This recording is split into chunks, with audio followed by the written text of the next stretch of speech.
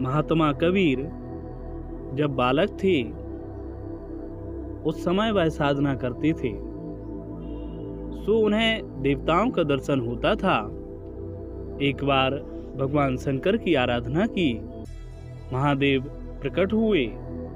उन्हें देखकर कबीर साहब आनंद में मग्न हो गए, नेत्रों से अश्रु छलक आए, हृदय गदगद हो गया और भगवान शंकर को नमस्कार कर पूछा, नाथ, आप काशी में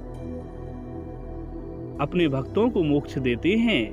भगवान, शास्त्रों में कहा है कि बिना ज्ञान के मुक्ति नहीं होती है, सो आप अपने भक्तों को कैसे मोक्ष देते हैं?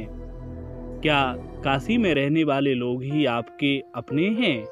क्या पूरा संसार आपका अपना नहीं है? इस प्रकार जब कबीर साहब ने शंकर जी से पूछा, तब भगवान शंकर ने कहा, बस यह एक गुप्त रहस्य है। मैंने ब्रह्मा जी से राम नाम प्राप्त किया, रघुनाथ जी की बड़ी कठोर आराधना की और उनसे तारक मंत्र प्राप्त किया। मैं काशी में अपने भक्तों को राम नाम का उपदेश कर रघुनाथ जी का ज्ञान देता हूँ, सो वह मुक्ति पद को जाते हैं। और जो देश हैं अर्थात काशी नगरी को छोड़कर सभी जगह भी व्यक्ति राम नाम को पाकर ही मुक्त होते हैं। तुम अपने मन में धैर्य धारण करो, तुम भी प्राणियों का राम नाम देकर, उन्हें ज्ञान देकर उनका उद्धार करोगे। इस प्रकार भगवान शंकर ने कबीर साहब को ज्ञान दिया, उनसे चर्चा की और फिर अंतर ध्यान हो गए। यह कथा कबीर बीजक में कबीर साहब की वाणी में उपलब्ध है। शिव काशी कैसी भय तुम्हारी, अजहू हो शिव देखूं विचारी। चोबा अरु चंदन अगर पान, सब घर घर स्मृति होए पुराण।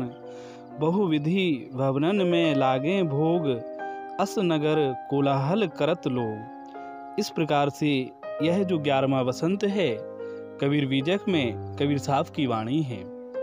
इसमें स्पष्ट तौर पर कबीर साहब की भगवान शंकर से वार्ता है, सो आप समझ सकते हैं। इसके अलावा भगवान शंकर काशी में अपने भक्तों को मोक्ष देते हैं, राम नाम का उपदेश करते हैं। इसका उल्लेख तुलसीदास जी ने रामचरितमानस में किया है। कूर्म पुराण में भी काशी नगरी के महात्म के संदर्भ में इसका उल्लेख है और रामोत्तर तापनी उपनिषद में भी यह कथा वर्णित है।